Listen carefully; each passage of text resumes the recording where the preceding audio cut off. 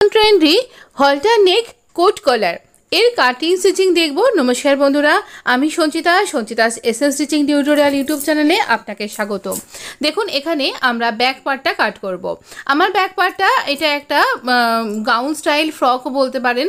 তো এখানে দেখুন, আমি এখানে চলি পার্ট আর ব্যাক স্কার্ট পার্ট আলাদা করব। 15 ইঞ্চ, তার সাথে 1 ইঞ্চ এক্সট্রা নিচ্ছি, আর এটার লেন্থটা। আর 8 ইঞ্চি আমার শোল্ডার, মানে আপনি যেরকম শোল্ডার নেন সেরকমই শোল্ডার নেবেন, কোনো বাড়া কমার ব্যাপার নেই। 1/2 ইঞ্চি ড্রপ নিলাম, সেটা আপনি 1 ইঞ্চি করতে পারেন। এবার এখানে আমি চেস্টের 4 ভাগের 1 ভাগ 8 ইঞ্চি আমরাউন্ডের জন্য দাগ দিলাম, আর এখানে চেস্টের 4 ভাগের 1 ভাগ, তার সাথে 2 ইঞ্চি লুজিং দিয়ে একটা দাগ টেনে নিলাম। এই যে কর্নারটা হলো, এখানে 1.5 ইঞ্চি মার্ক করলাম, আর এখানে এই মিডলটায় মার্ক করব। করে 3টে পয়েন্টকে জুড়লেই আমরা আর্ম রাউন্ড পেয়ে যাব। আমাদের ব্যাক আর্ম রাউন্ডটা রেডি। এবার এটা যেহেতু আমি সিঙ্গেল ফোল্ডে রেখেছি, এবার নেকের উইডথটা নেব আমরা 3.5 ইঞ্চ, আর এটা শোল্ডার স্লোপের সাথে মিলিয়ে দেব। এবার এই যে নেকটা নিলাম, এই নেকে আমি 1/2 ইঞ্চি এই ব্যাক নেকটাকে মার্ক করছি। 1/2 ইঞ্চি আমাদের ব্যাক নেক এরকম রাউন্ড শেপ করে দিলাম। এবারে এই যেখানটাতে আমরা এখানটাতে দেখুন, আমাদের আর্ম রাউন্ডের নিচে 2 ইঞ্চি ফুল বাস্টের জন্য মার্ক করলাম। ওয়েস্টের 4 ভাগের 1 ভাগ, তার সাথে 2 ইঞ্চি লুজিং, আর এই কর্নার এই অংশের সাথে ফুল বাস্টের সাথে এই ওয়েস্ট লাইনটাকে স্ল্যান্ট লাইনে জুড়ে দিলাম। এই কোণা থেকে আমরা 1 ইঞ্চিতে মার্ক করে আমরা চলি পাটে একটা রাউন্ড শেপ দিয়ে নিলাম, তাহলে আমাদের কুর্তিটা পরবার সময়তে ঝুলে যাবে না। তো আমি এখানে এইভাবে এটা কাট করে নিচ্ছি। এই কুর্তিটা কয়েকটা পার্টে আপনারা দেখতে পাবেন। এখানে কোট কলারটা আমি বিশেষ করে হাইলাইট করেছি। কোট কলারে ব্যাক পার্টটা কীরকমভাবে কাট করতে হবে এবং তার জন্য আমাদের ফ্রন্ট পার্টে কী কী চেঞ্জেস আসবে, কারণ এটা হলটার নেক কুর্তি, তো সেই সব কিছু আমি আপনার সাথে শেয়ার করব। এখানে শুধুমাত্র কোট কলারটাই আমি দেখিয়েছি। এখানে ফিটিংসের কাট করলাম, যেখানে যেখানে আমি কাট করছি আপনিও সেখানেই কাট করবেন। করে এইরকমভাবে আমরা ব্যাক পার্টটাকে রেডি করব। আমাদের ব্যাক পার্টটাকে মাথায় রেখেই আমরা কিন্তু ফ্রন্ট পার্টটাকেও কাট করব। ফ্রন্ট পার্টে বেশ কিছু আলাদা রকমের ব্যাপার রয়েছে, চলুন দেখে নিই কী কী রয়েছে। এই হলো ব্যাক পার্ট, এটাকে সরিয়ে রাখছি। এবার আসছে ফ্রন্ট পার্টটা। ফ্রন্ট পার্টও আমি এরকমভাবে আমি ওই ভিডিওতে বলে দেবো যে কীরকম ফ্যাব্রিক দিয়ে আমি এটা করছি। ফ্রন্ট পার্টটা 3.25 ইঞ্চ কিন্তু এক্সট্রা লম্বা থাকবে, তার মানে এই যে 16 ইঞ্চ তার সাথে আরও 3.5 ইঞ্চ আমরা যোগ করে নেব। যে কোনো সাইজের জন্য এই মাপ, তবে এক্সট্রা স্মলের জন্য আপনি 3 ইঞ্চি নিতে পারেন, বা বেবিদের জন্য 2 ইঞ্চি নিতে পারেন। তো 3.25 ইঞ্চে মার্ক করলাম। নিচের দিকেও এই লেন্থটাও 3.25 ইঞ্চে মার্ক করব। তো মার্ক করার পর যেখানটাতে মার্কটা হলো সেখান থেকে আমরা শোল্ডারটা নেব। শোল্ডার আমাদের 8 ইঞ্চি, সেখানে মার্ক করব, আর এখানে একটা দাগ টেনে দেবো। এই যে এক্সট্রা 3.25 ইঞ্চ এটা আমাদের লাগবে। এটাকে অবশ্যই যে কোনো সাইজের জন্য নিতে লাগবে, আর যে সাইজের জন্য লাগবে না সেটা তো বললাম। এইখানে শোল্ডারের মাপের সাথে এখানে অ্যাডজাস্ট করে আমরা রাখবো এইখানে আমাদের ব্যাক পার্টটাকে। মাথায় রাখবেন, আমরা ব্যাক পার্টের কিন্তু নেকটাকে কাট করেছি। এই যে শোল্ডার স্লোপ থেকে আমরা এখানে মেজারমেন্টটাকে ড্র করে নেব। যেরকম যে কোনোভাবে যাচ্ছে সেই রকমভাবেই কিন্তু আমরা এখানে মেজারমেন্টটা ড্র করে নিচ্ছি, এটাকে অ্যাজ এ প্যাটার্ন ফেলে ব্যাক পার্টটাকে। তো এই রকমভাবে আমাদের ব্যাক পার্ট আর ফ্রন্ট পার্ট আমরা মার্ক করে নিলাম। এবারে এই ফ্রন্ট পার্টে যেহেতু আমাদের আর্ম রাউন্ডের ক্ষেত্রেও এটা মার্ক করতে হবে, তো আমরা এই মিডিলে কাট করলাম, তাহলে আমাদের এই স্কার্ট পার্টের সাথে জুড়তে সুবিধা হবে। এখান থেকেই নিচ থেকেই কাটিংটা স্টার্ট করছি, আর এখানটাতে এই 0.75 ইঞ্চ আমরা আর্ম রাউন্ডের মিডিলটাতে মার্ক করব। আর এই যেরকমভাবে আমি দাগ দিচ্ছি সেরকমভাবে আপনি এটাকে মিলিয়ে দেবেন। তো এই রকমভাবে আমরা ফ্রন্ট পার্টের জন্য মার্ক করে নিয়েছি। যদি বুঝতে না পারেন আরেকবার দেখে নিন, ঠিক বুঝতে পারবেন। আর যদি তাও বুঝতে না পারেন আমাকে কমেন্ট বক্সে লিখে দিন, আমি অবশ্যই আবার আপনাকে ডাউট আপনার ক্লিয়ার করে দেবো। তো এই রকমভাবে আমরা ফ্রন্ট পার্টটাকে আলাদা করে কাট করলাম, আর ব্যাক পার্টটাকে আলাদা করে কাট করলাম। মাথায় রাখতে হবে আমরা করছি হলটার নেক কলার কুর্তি, তাই জন্য 3.25 ইঞ্চ এই পোর্শনটা কিন্তু আমাদের এক্সট্রা থাকবে। তো এই এক্সট্রা অংশটা যে কোনো সাইজের জন্যই থাকবে। এইখান থেকে এইরকমভাবে কাট করে দেবো। তো এই হলো আমাদের দুটো পার্ট। এবারে আমরা এখানে কলার করব। কলার করার জন্য আমরা এখানে প্ল্যাকেট করব, তাই ফ্রন্ট পার্টে আমরা মাঝখান থেকে প্ল্যাকেটটা কাট করছি। এই প্ল্যাকেটটা এরকমভাবে কাট করে নিলাম। এবারে আমরা এইখানে মার্ক করে নিচ্ছি সোজা দিক আর উল্টো দিকের। তো এবারে দেখুন আমরা এখানটাতে এইরকমভাবে এই মাঝখানের অংশটাকে জুড়ে নেব। নেব। তো এই মিডলটাতে জুড়ে নিচ্ছি, এখানে একটা জোড়া হয়েছে, একদম খুব সরু করে একটা জোড়া দেবেন। আচ্ছা, এবারে পুরোটা খুলে নিলাম এই রকমভাবে, যেরকম আমি স্ক্রিনে দেখাচ্ছি এইভাবে খুলবো।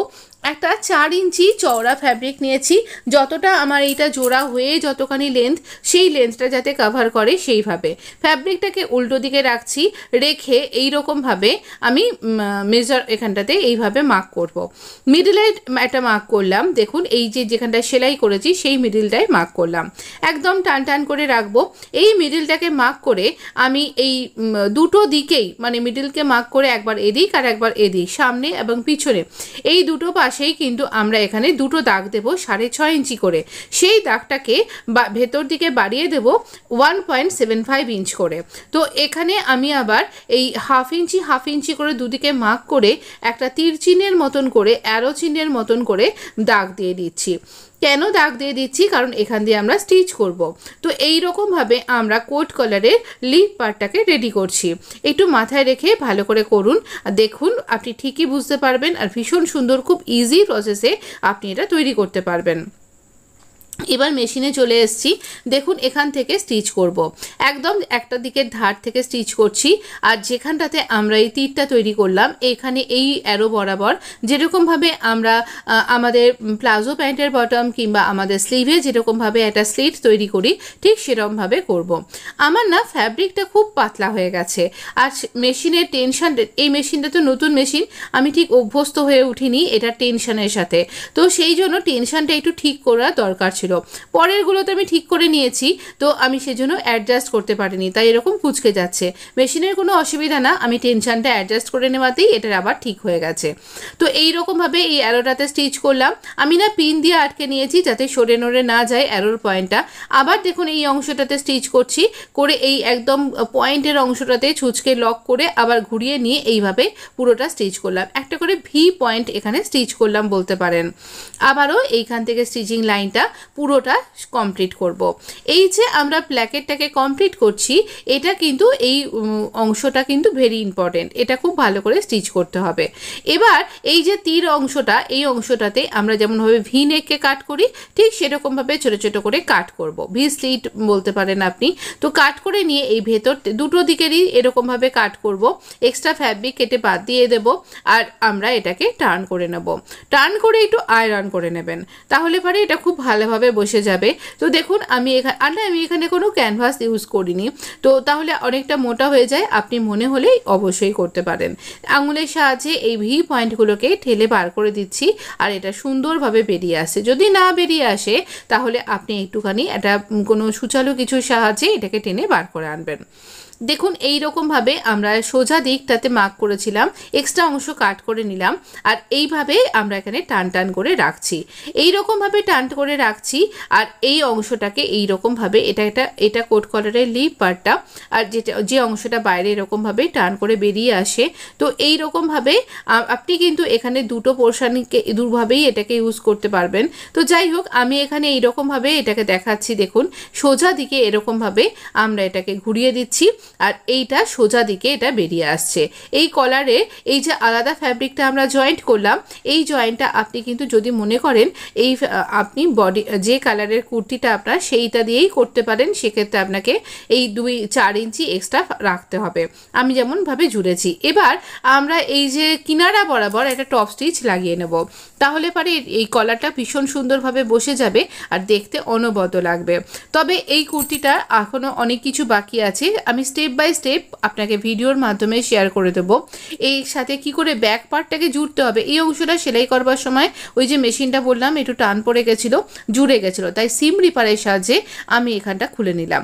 সিম রিপার কিন্তু আমাদের টেলারদের একটা খুব ভালো বন্ধু, যারা আমরা সিভিং করতে ভালোবাসি, যারা স্টিচিং টিউটোরিয়াল দেখাই বা আপ করে থাকি বাড়িতে, নিজেদের ড্রেস নিজেরা তৈরি করতে ভালোবাসি, তাদের জন্য কিন্তু সিম রিপার খুব প্রয়োজনীয় একটা বন্ধু।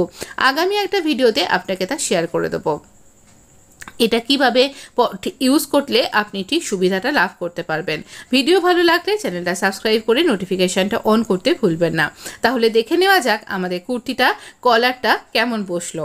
দেখুন এই রকমভাবে সুন্দরভাবে বসে গেছে। আচ্ছা, এর সাথে ব্যাক পার্টটাকে কী করে জুড়বো? আর আরেকটা কলার কিন্তু এখনও ব্যাক পার্টটা জোড়া বাকি আছে, ডিজাইন আসবে বন্ধু, চ্যানেলের সাথে প্লিজ জুড়ে থাকুন। এইভাবে ব্যাক পার্টটাকে জুড়বো। আমি ব্যাক পার্ট আর পুরো কুর্তির ভিডিও নিয়ে